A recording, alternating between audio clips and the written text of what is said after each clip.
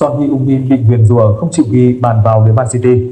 Fan Arsenal nguyền rủa Son Heung-min không chịu ghi bàn vào lưới Man City vì sự kình địch thủ đô London giành Premier League. Man City phá rớp thắng 2-0 Tottenham, nắm quyền tứ quyết ngôi vô địch Premier League trong ngày hạ màn 22 giờ ngày 19 tháng 5, nhờ nhiều hơn đối thủ Arsenal 2 điểm. Thầy trò Pep Guardiola hân hoan rời London, nhưng người được nhắc đến nhiều sau trận có lẽ phải là Son Heung-min của nhà với pha hỏng ăn đến không thể tin nổi.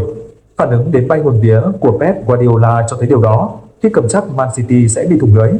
Nhưng bằng cách nào đó, giữa không gian bao la, Son Heung-min để cho cái chân của Stefan Ortega cản phá, từ chối bàn thắng.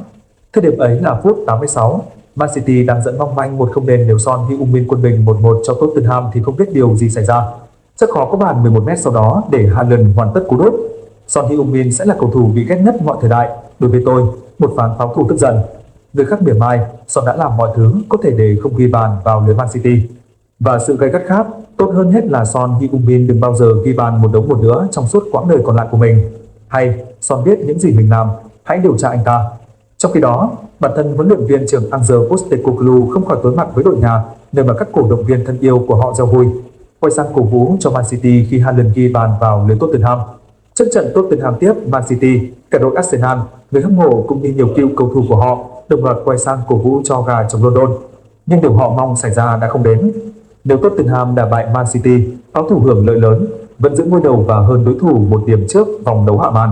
Hiện quyền tứ quyết danh hiệu Premier League không còn nằm trong tay Arsenal. Tuy nhiên, vẫn còn hai khả năng để họ ẵm cướp: West Ham đánh bại Man City và pháo thủ thắng Everton. Khi ấy, thầy trò Arteta được 89 điểm, hơn Man City 1 điểm. Hoặc Man City bị West Ham cầm hòa, Arsenal thắng Everton. Lúc đó hai đội cùng 89 điểm nhưng pháo thủ vô địch Premier League nhờ hơn hiệu số. Việc Man City để hòa hay thua West Ham tại Etihad là khó xảy ra, nhưng bóng đá vẫn khó đoán và Arsenal hy vọng sẽ có điều kỳ diệu. Bản tổng kết dễ ghét của nền bóng đá Saudi Arabia: tiền nhiều để làm gì? 2 năm tiêu tốn hàng tỷ USD, nhưng tiền nhiều ở Saudi Arabia để làm gì? Tiền nhiều để làm gì? Tiền nhàn hạ không dùng để làm gì? Khi nền bóng đá tỷ đô của Saudi Arabia chi rất nhiều tiền trong 2 năm qua. Cả thế giới dị nghị và thậm chí hoài nghi Saudi Arabia rồi sẽ đi theo vết xe đổ của bóng đá Trung Quốc về một nền bóng đá bong bóng. Giới tỷ phú, thế giới các ông hoàng giàu lửa lâu nay tiền chất núi không biết để làm gì, họ đành mang ra đầu tư bóng đá làm chuyện ích lợi cho xã hội.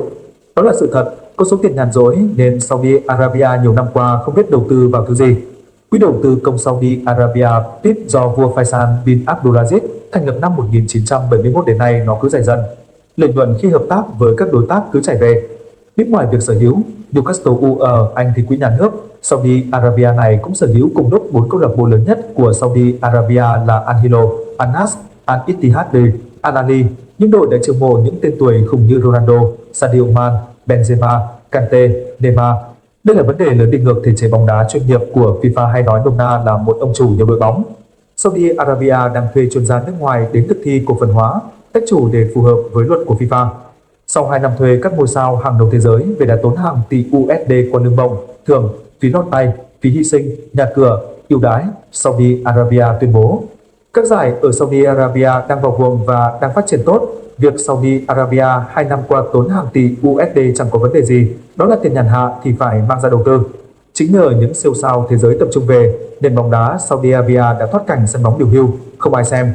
Bây giờ hàng chục ngàn người từ các nước lân cận đến Saudi Arabia xem, du lịch ở đây phát triển mạnh, một lãnh đạo của PIP tiết lộ với AFP. Những Ronaldo, Neymar, Sadio Mane, Coutinho, Firmino, Kante đang thu hút fan bóng đá Trung Đông đến với Saudi Arabia. Việc các ngôi sao đến Saudi Arabia săn tiền cũng gặp vài cản trở, chẳng hạn trường hợp tuyển thủ Anh Jordan Henderson đến Saudi Arabia rồi phải chạy gấp. Theo giải thích của phía Saudi Arabia là do thời tiết ở Saudi Arabia khốc liệt, nhiệt độ trong ngày quá cao khiến Jordan Henderson không thể thích nghi được. Saudi Arabia bị hoài nghi từ các phía nước ngoài, các đối tác kể cả Sportchada, một công ty số liệu trận đấu uy tín thế giới. Tuy nhiên, các ông hoàng Saudi Arabia lại có góc nhìn khác vượt lên trên chuyện lời lỗ đơn thuần theo thói quen của các công ty phương Tây. Bóng đá Saudi Arabia đang gây tiếng vang lớn dẫn đến họ đầy ưu thế trong cuộc chạy đua làm chủ nhà đăng cai World Cup 2034. Họ trở thành trung tâm bóng đá của Trung Đông, đầu tư tiền để tạo công ăn việc làm cho hàng triệu người, phát triển du lịch,